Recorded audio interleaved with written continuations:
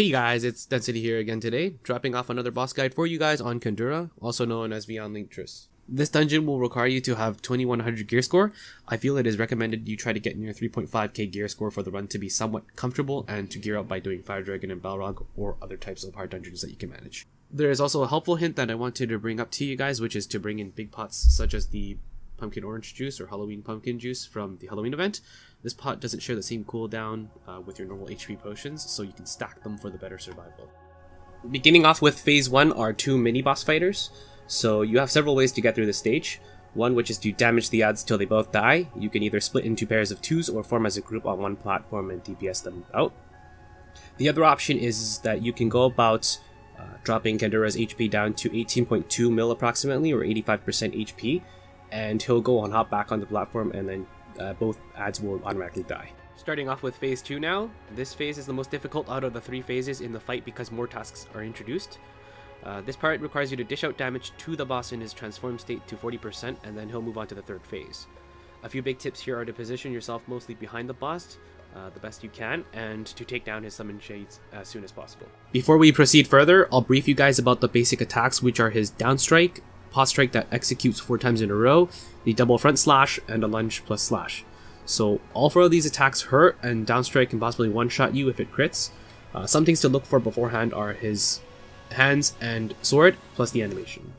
This part of the battle, you're going to see Kandura use down strike, and he'll pick one target. What you want to do is pretty much just spread out, and again look at the body animation as he does it now.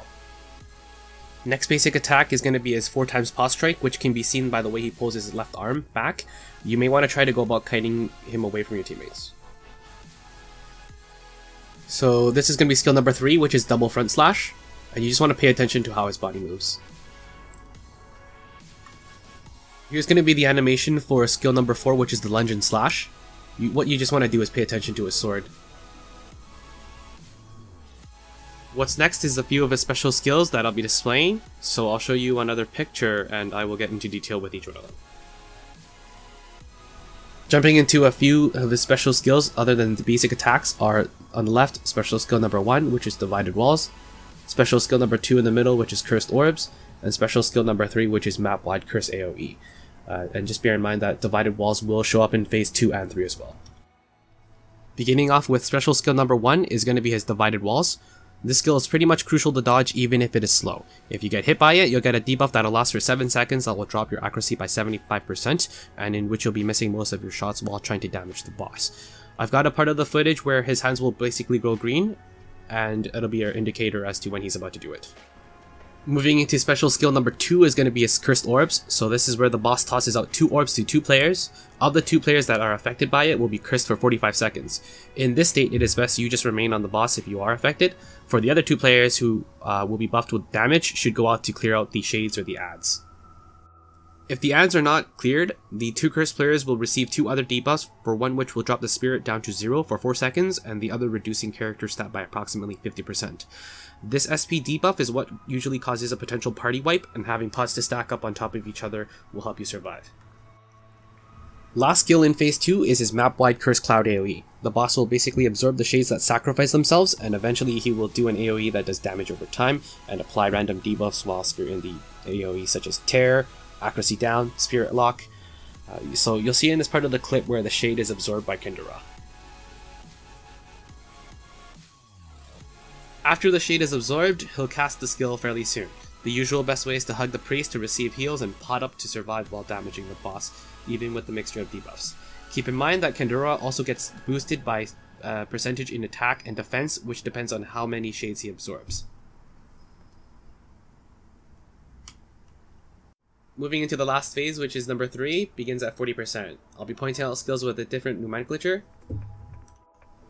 This last phase is where the boss will repeat downstrike often, and as well as front slashes and divided wall. He will also reposition himself, often making you hop around platform to DPS him. As for a ranged class, it may be just easier to stick on the edge of the upper platform and attack him from there. So, transitioning into our last picture of the last phase, Mr. Kandura will also introduce 2 other skills, which are special skill A, AoE vacuum, special skill B, charging laser. Checking out special skill A, which is his AoE vacuum. This skill happens when the boss jumps to the middle of the 3 platforms and will pull in all the players towards him. Midway through his skill, one of the 4 players will get stunned and be his best friend. I'm just kidding with you guys. So you'll actually get absorbed into his body. Whoever the player gets engulfed will basically remain inside him for some time, and within this time frame, the boss defense is boosted by 10%. To reduce your chances of getting pulled in, try to hop off the platform and dive into the water, especially if you're a damage dealer. Moving into special skill B is his charging laser. His left hand will show you that he's siphoning energy to launch a powerful blast. This blast is avoidable by only going left and right, so don't go into the ditch as the laser will still hit you inside. To tell for who's the target is simply by secluding yourself from the group and moving side to side to know when the laser is about to fire or lock onto you. And I think that wraps up everything for you guys. I hope this video will help you challenge Kandura more. I'll try my best to go about making more videos for you guys on other bosses and other content. I want to thank you guys for viewing the video. If you guys liked it, please do give it a thumbs up and subscribe.